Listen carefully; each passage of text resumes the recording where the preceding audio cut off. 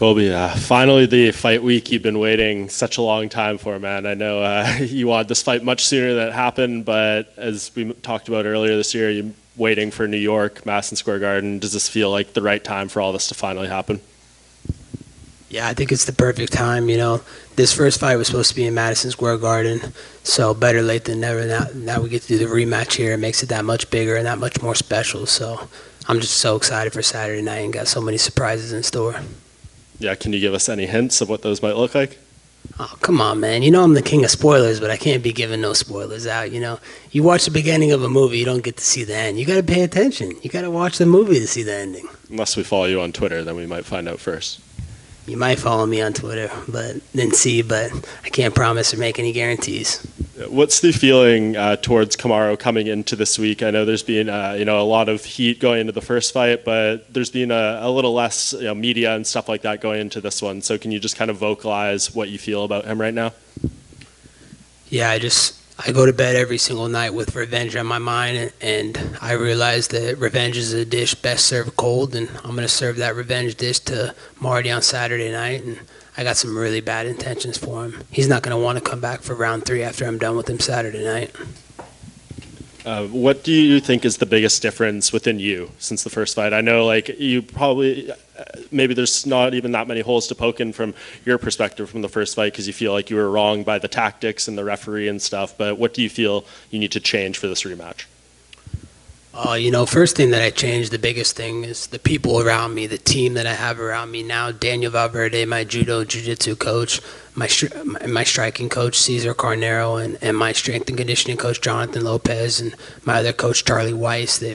I just have a newfound energy around me, people that actually genuinely care about me and they want to see me win. They're not just showing up to get paychecks and just work to throw me out there into the fire. They actually have been developing my skills, and we've been growing as a fighter every single day. And you're going to see new wrinkles in my game. We've updated the software. I'm going to ctrl-alt-delete Marty on Saturday night.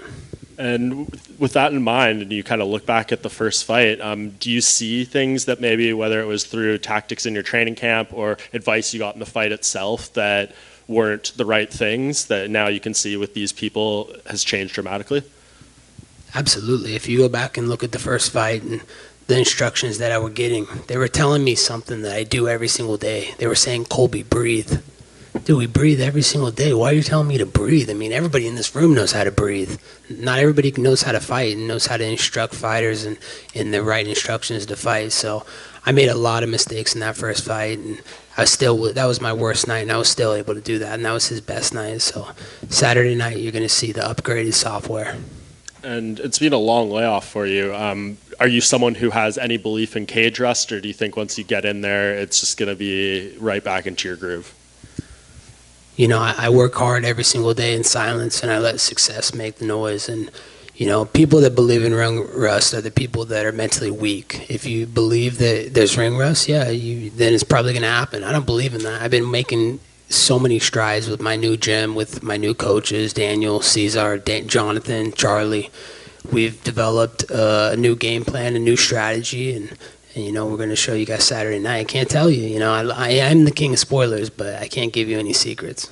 And last one from me. You mentioned you're going to ctrl-alt-delete him. He's not going to want a part 3. So what does the Colby Covington title reign look like if you got this done? Is it Leon Edwards? Is it the new guy on the block, Khamzat Chimaev? What are you looking forward to in terms of your title reign?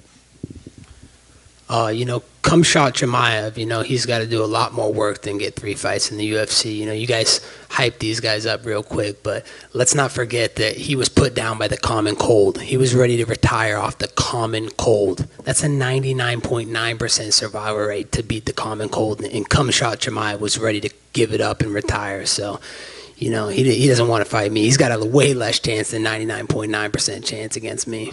So who do you think it will be?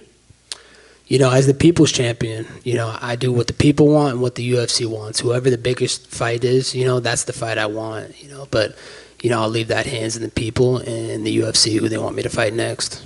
Colby, I'm not sure that's the proper pronunciation of Chimaev's first name. We'll just throw that out there. But I want to ask you, what did your new coaches say? I'm sure you guys sat down and watched the first fight, right? And they weren't involved. What were their immediate observations that they saw that they knew they could make a difference with you? What's the proper way to say his name then? It's not Cumshot? I don't think so. Is Some it? of those are a little tricky, I know, but I think it's Hamzat, I believe. Oh, tomato. Fair enough, fair enough. Whatever. So what were the observations when you? I mean, you guys probably sat down and watched the fight, right? What did they see in that?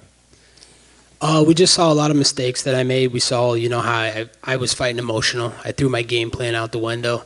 I just wanted to put a good show for the fans, and I didn't stick to what got me to the dance. And that's pace, pressure, wrestling, and just an all-rounded mixed martial arts game. So we've dissected every second of it, every millisecond of it, and we see a lot of the tendencies and patterns that he has in his game, and we just know we're going to expose him Saturday night. So God bless, Cesar Carnero and Daniel Valverde, Charlie Weiss, and Jonathan Lopez. We had a great game plan, and we're ready to go. Colby, right here. You've changed camps, but Kamaru's also changed camps. In his last 2 fights, he's actually put his opponents away after you've called him Marty Snoozman for so long. So have you seen any changes in his game at all, and are you expecting a completely different fight from him as well? Marty Fake Newsman, he's been fighting lightweights. He hasn't fought a welterweight like me. He's been fighting a guy that was a journeyman that had all the hype that the media put lightning on a bottle on this guy. I'm talking about Street Judas Masvidal. The guy's got double-digit losses, almost 20 losses on his record. You talk about hype. That makes you the best pound-for-pound fighter by knocking out a guy like that. Dude, I was knocking that guy out for the last 15 years. I beat him up, knock him out in my living room for free every single night when we lived together. There's no impressive or honor in doing that. And the other guy he beat, Dilbert, that guy is a lightweight. Like, the guy was getting knocked out by a hooker. Like, what's so honorable about that? What makes him pound for pound? I'm going to expose him Saturday night. And, Marty Juiceman is not going to have nowhere to run or hide. Colby, one of the big stories coming into this fight, I think, is that Kamaru's striking is the aspect of his game that's particularly evolved. Do you agree with that assessment, or do you think he remains the same as when you fought him? He remains exactly the same. He's able to take these guys down, get them tired, they drop their hands, and he lands a big shot. Nothing impressive. He can't take me down. Saturday night I'll show that, there's just different levels to this game. I'm going to make him fight and put him in situations that no one else could put him in before, and it's going to be a completely different matchup. I saw an interview he did yesterday where he had expressed an interest in boxing Canelo Alvarez. Do you think that might be a sign that he's overlooking you? Just more fake news and easier landing for him. He just wants a way out for after I beat him up on Saturday night for him to say, oh, he wasn't focused. Oh, I was, it just gives him an exit plan, like, oh, I was focused on Canelo. Oh, I was focused on going up a weight. I wasn't focused on Colby. Let me, be begging the UFC for a rematch. Dana has made his thoughts about this, your first fight with Kamaru, well known that he loved that fight, thought it was one of the best of all time. Do you think there's a chance then, if you beat Kamaru on Saturday, that they'll want you to do a trilogy fight right away? I hope so. I'd love to beat him up back-to-back times, but I just know I'm going to give him life-altering damage Saturday night, and he's not going to come back for a trilogy. He's going to probably retire. Colby, to your left over here. I know you're saying no spoilers, but would it be kind of nice to be the first guy to ever take down Usman? You're looking to wrestle maybe a little bit? I can't dive too much into my game plan or what I want to do, but yeah, there'd be a nice little feather in a cap. Take that stat from him. I know I can do it. I'm the guy to do it. He's Division II scrub. I was a Division I All-Star, and so there's levels to the wrestling game, and there's a reason he didn't try and shoot on me in the first fight. So you'll definitely see a more well-rounded mixed martial arts skill set this fight from me. And not to overlook him or anything, but do you have aspirations of maybe being a double champ, whether it's to drop to lightweight or middleweight after you get the welterweight title? Absolutely. I see both weight classes is very open for me. The guy at middleweight can't wrestle. He got taken down by a guy that's never wrestled in his life. And in the lower weight class, that guy's a scrub too. So I'd love to get my hands on Louisiana Swamp Trash, Dustin Poirier. He talked all that shit to the media, said it's on site with me. So guess what, Dustin? You name the site. Let's do it. Bring that little Jezebel of a wife and that little prop you call as a kid.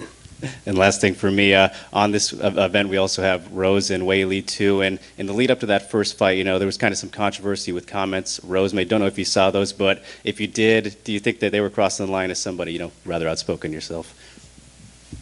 I can't say that I saw it. I don't really pay attention to anything other than what's on my plate ahead of me. I got to focus on the business that I got Saturday night, and that's getting revenge. I wake up every single morning with that revenge and vengeance on my mind, and just have nothing else in my head but getting that revenge. Hey, Chaos, right here. You're having quite the day on the microphone, if I may say so. but I have a question for Colby. Do you ever miss those days where you didn't have to always publicly turn it up to an 11? No, I don't miss those days. Those days I was broke, and I wasn't making the paychecks that I'm making now. So, I love what I do. I'm thankful to be in the UFC, and, God bless Dana White and Hunter Campbell for giving me these opportunities. People have one certain way of feeling about you. Either they're into it, they're down for it, or there's some hate with it. With all of the attention that it's brought, has it been worth it? Like, did it bring you the personality? Did it bring you all the opportunities that you were wanting back in those days? The biggest thing is the UFC stands for the Ultimate Fighting Championships. This is not the Ultimate Feelings Championship. So, I'm here to take checks, break necks, and send people out on stretchers like I did my last fight. So if people are mad at me because I love America, I love my president, that's their problem. I could give a fuck less what their opinion is, The biggest thing that, any of you in this room can have a different opinion than me. I agree to disagree. I'm not going to berate you for your opinion like you guys try to do to me. I'm going to respectful you because I'm respectful. And in America, we have freedoms, land of the free, home of the brave. We have constitutional rights. You got freedom of speech. And I'm not going to be mad at you for whatever you believe in. My final one. You have, I believe, a nickname for just about every contender in the welterweight division. Is there a particular favorite one that you came up with that you're like, ooh, that was a good one that I came up with? Yeah, I think Marty Usman, the CEO of EPO, it fits him pretty good. He's a 35-year-old middle-aged man, and he looks like he has a chemical imbalance. The guy's got acne all over his face, all over his shoulders and back. Why is that? Are you going through puberty at 35? I thought men did that at like 16 or 17. Thank you. Weird. Colby, you have these NYPD and FDNY hats in front of you. Obviously, you put them there. What do they mean to you? Why did you decide to do that? It means everything to me. That's who I'm fighting for this Saturday night. Law enforcement and all first responders around the world, not just NYPD and not just, FDNY, but them in particular, because what they did for and what they stand for in 9/11 and here in New York City. I just appreciate their service and sacrifice. Every day they leave their homes, to protect and serve, our people in our communities, not knowing if they're going to go back to their wives and their kids. So, I just want to show my support for them and dedicate this fight to them. Now, obviously, you're saying that you appreciate their risking their lives and everything like that, but they're also dying of COVID. The virus that you're calling is the common cold. We've lost 21-year veterans. We've lost all these type of people. Do you have respect for people that have obviously lost their lives to COVID as well on the front lines? Absolutely. Anybody that loses their life, it's a terrible tragedy, but, you got to take better care of yourself. There's probably underlying conditions why maybe some of those things happen, but, God bless them, rest their souls, and let's move on and get over this pandemic. And, we all know that healthy people, this common cold doesn't affect healthy people. So as long as you're healthy out there, then you're going to be all right. Have you reached out to FDNY or NYPD since you've been here? Do you have a relationship existing with anybody from there? Yeah, I have a relationship. I know, one of my quartermen, Charlie Weiss, has been able to get in contact with them, and we wanted to go, visit their bases and go to their compounds and say what's up. But just the risk of getting COVID this week, we didn't want to take any risks before the fight and contracting anything. We wanted to make sure we stayed healthy and socially distanced and kept our space from everybody so we could get to the Octagon Saturday night and put on a show live on pay-per-view. Gotcha. Thank you. Hey, Colby. Usman has 18 fights in a row that he's won in his career, and basically he's saying he's the father of the division and everyone else are his sons. What do you have to say about that? He ain't the father of this division. He's my son, and there's a reason he had to take fake breaks the first time we fought. And, I kicked him in the liver. He was ready to quit, and I was his daddy. And then all of a sudden, the ref stops and, let's give this guy a timeout. Let's give him a break in the middle of a fist fight. We're not playing a kid's game. We're not playing basketball. We're not playing football. These are little kids' games. Those are play games. We're playing fighting. We're playing to kill, and there's no timeouts in fighting. So he has no reason to be saying he's a father of anything. If anybody, I'm his daddy, and I'm going to show him Saturday night. What do you have to say about, I heard you were denying that your jaw was broke in the last fight. A lot of people say that you did have a broken jaw. Yeah, that's fake news, and it's standard for Marty Fake Newsman spitting fake news out of his mouth. Any of you journalists out there could go out on the internet and deep dive and find this fake X-ray that they tried to put on the internet. Look at the way it read my name. It said Colby Covington, face across. Everybody knows on the X-ray scan that it would show your name upside down. So all the fake journalists in the crowd right now that put that fake X-ray out there just shows why you're fake news and you're in the littlest sports league. Colby, over here on your right. It seems like you're about a plus 245 underdog for this rematch. Considering how close the first fight was, does that surprise you or upset you at all?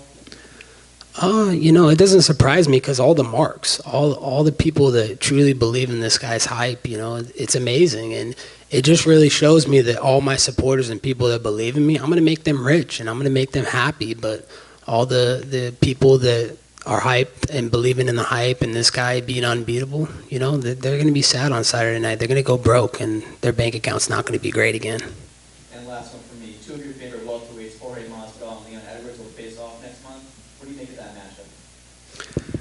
There's nobody on the UFC roster that Street Judas, that fragile guy Masvidal, he can beat right now. That guy's washed up. I mean, I saw the discipline and the way he trained for years. The guy's nothing. I mean, he has no skill set, and he completely got melted his last fight. I mean, has he woken up yet from his last fight? Who knows if he's probably still sleeping, so I don't know if he's ready to go fight yet.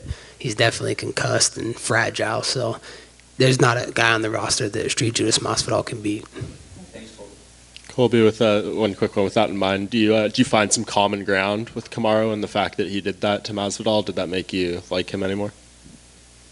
No, not at all. I have no respect, no love for that guy. He's a cheating coward, so there's nothing he could do that could make me respect him.